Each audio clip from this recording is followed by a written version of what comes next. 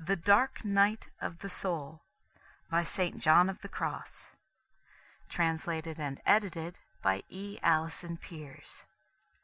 Book 2, Chapter 24. Completes the explanation of the second stanza. My house being now at rest.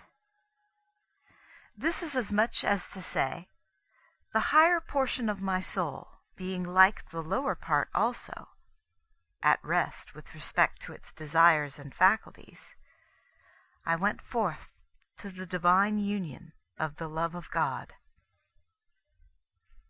Inasmuch as, by means of that war of the dark night, as has been said, the soul is combated and purged after two manners, namely, according to its sensual and its spiritual part, with its senses, faculties, and passions, so likewise after two manners, namely, according to these two parts, the sensual and the spiritual, with all its faculties and desires, the soul attains to an enjoyment of peace and rest.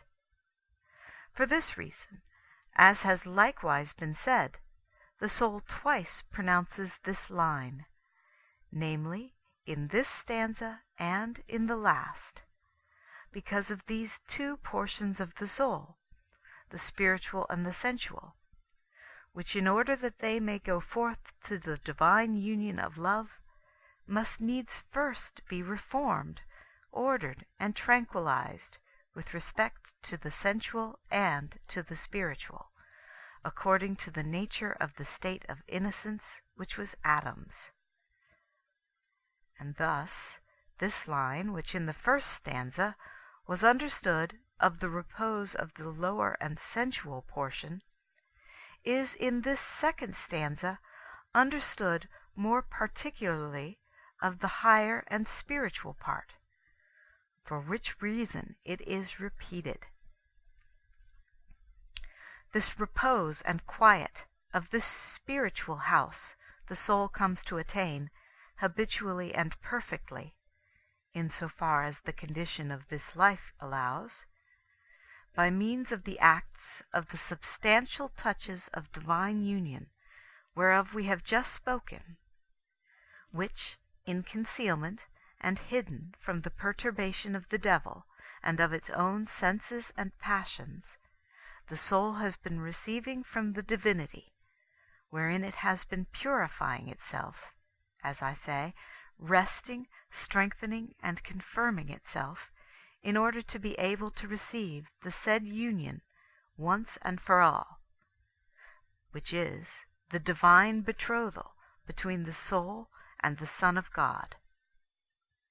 As soon as these two houses of the soul have together become tranquilized and strengthened, with all their domestics, namely, the faculties and desires, and have put their domestics to sleep and made them to be silent with respect to all things, both above and below, this divine wisdom immediately unites itself with the soul by making a new bond of loving possession, and there is fulfilled that which is written in the Book of Wisdom in these words, Dum quietum silentium contineret omnia, et nox in suo cursu medium iter haberet, omnipotens sermo tuus Domine a regalibus sedibus.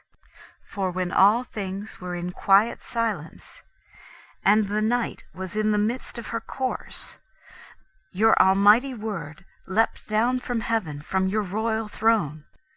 The same thing is described by the bride in the songs, where she says that after she had passed by those who stripped her of her mantle by night and wounded her, she found him whom her soul loved. The soul cannot come to this union without great purity, and this purity is not gained without great detachment from every created thing and sharp mortification. This is signified by the stripping of the bride of her mantle, and by her being wounded by night, as she sought and went after the spouse. For the new mantle, which belonged to the betrothal, could not be put on until the old mantle was stripped off. Wherefore, he that refuses to go forth in the night aforementioned, to seek the beloved, and to be stripped of his own will, and to be mortified, but seeks him upon his bed, and at his own convenience, as did the bride, will not succeed in finding him. For this soul says of itself that it found him by going forth in the dark, and with yearnings of love. Chapter 25, wherein is expounded the third stanza. In the happy night, in secret, when none saw me, nor I beheld anything, without light or guide, save that which burned in my heart. Exposition. The soul still continues the metaphor and similitude of temporal night in describing this, its spiritual night, and continues to sing and extol the good properties which belong to it, and which, in passing through this night, it found and used, to the end that it might attain its desired goal with speed and security. Of these properties it here sets down 3.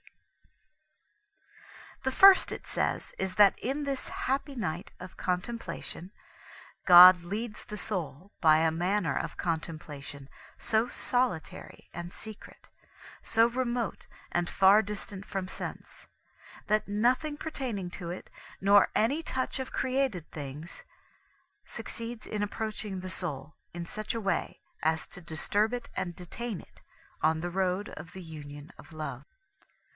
The second property whereof it speaks pertains to the spiritual darkness of this night, wherein all the faculties of the higher part of the soul are in darkness.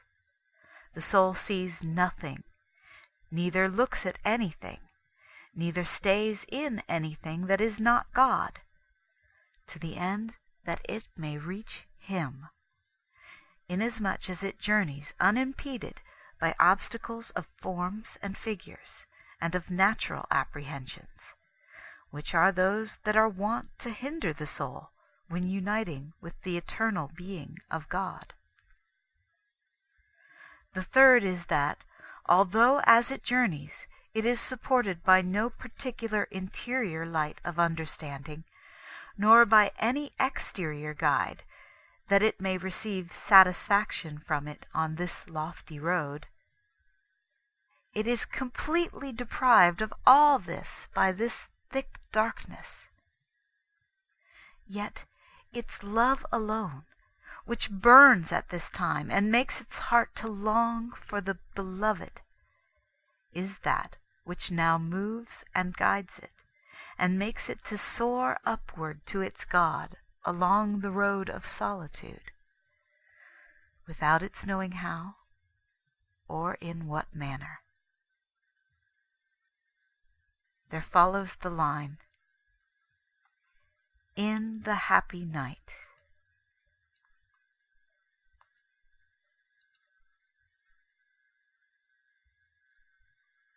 End of chapter 25. End of the dark night of the soul.